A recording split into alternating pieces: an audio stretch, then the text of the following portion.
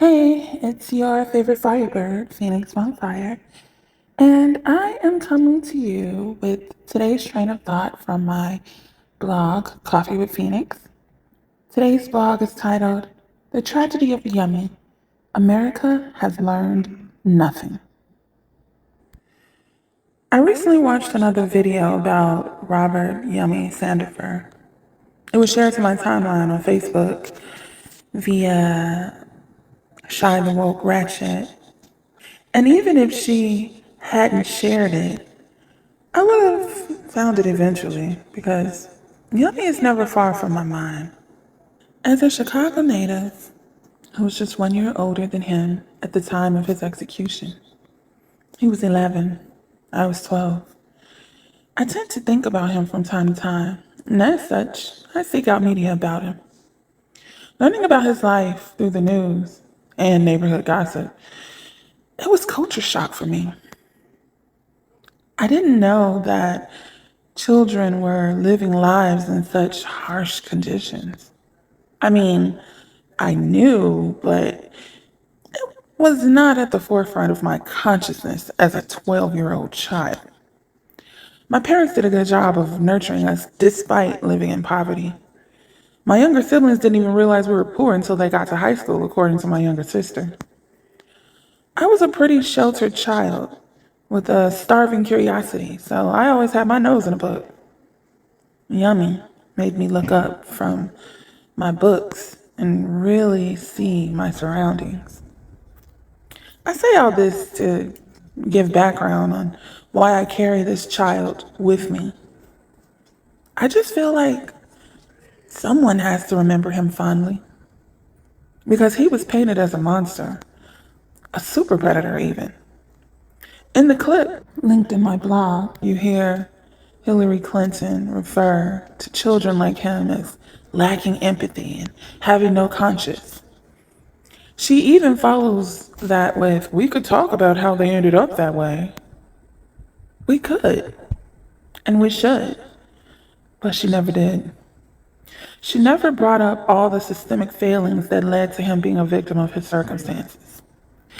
Instead, she treated him like a monster and used the adversity of his and Siobhan's death for political theater and to further marginalize folks that look like him, like me, when really he was just a child in need.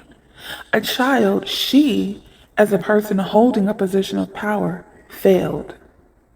What would Robert's life had looked like if he had not been born into generational poverty? I guess we'll never know, because ain't shit changed. Instead, over the years, politicians have doubled down on the black on black crime narrative and continue to over police black bodies, neighborhoods, and spaces till this day instead of providing us with resources that would help us thrive. And honestly, they're doing the same exact thing to brown people concurrently. But my expertise lies within my own lived experience, so I hesitate to speak too boldly about other communities, other than pointing out the parallels I observe. Democrats have had decades to ratify progressive laws that would benefit Americans as a whole, and especially those of us most marginalized by the systems in place. Instead, they continue to breadcrumb their constituents at large and placate the racists with dog whistles and policies like the crime bill. Yummy and Siobhan Dean, she's the innocent 14-year-old bystander who was killed by his stray bullet. Their tragic story was my introduction to American politics and the Democrats and how they operate. I was in 6th grade, asking my mom and dad why no one had helped him. It really made me take a closer look at my own neighborhood and how I really saw no one was helping us either. I mean, outside of my dad. At the time, I had witnessed my father actively helping the other young men and boys on our block in similar circumstances as Yummy. They all respected my father because he talked to them like they were actually human beings. He spoke to them in ways that honored their humanity. Did it save everybody? Absolutely not. Because he wasn't a psychiatrist, a psychologist, a doctor, a teacher, a lawyer, a person in housing, or an entrepreneur who could offer them a job. He wasn't a senator or had any political power that could create tangible, positive change in their everyday lives. No. He was just a man from Mississippi, the oldest of 14 children who could barely read or write his own name. He had fled to Chicago at the age of 18 to escape the Ku Klux Klan, who was looking to kill him for beating up some white men who tried to rape a young black girl.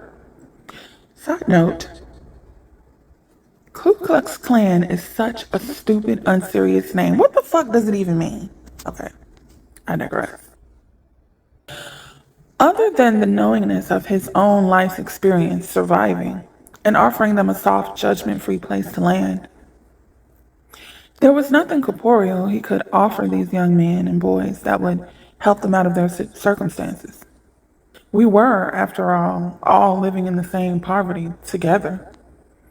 So as I watched Hillary say these things on the news as a child, and as I'm reminded of them again as an adult, I'm realizing that was probably the moment that radicalized me. It also didn't help that Yummy could have also been my cousin.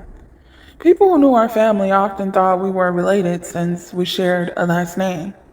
I imagine our families probably hailed from the same slave plantation. I mean, how else do so many of us have the same surname with no blood relation? Don't worry. That's a hypothetical question. I don't expect an answer. Just ponderance. Maybe we'll ride that train of thought another day. Today, I'm just thinking about all the ways Congress continues to fail us, since Republicans and Democrats are just two sides of the same corrupt coin, and because of their continued commitment to the bit that is corporate greed, how easily any one of us could have been Yummy Sandifer.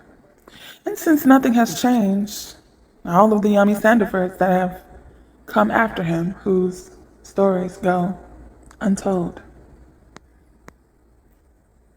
Thanks for listening. Hasta pasta.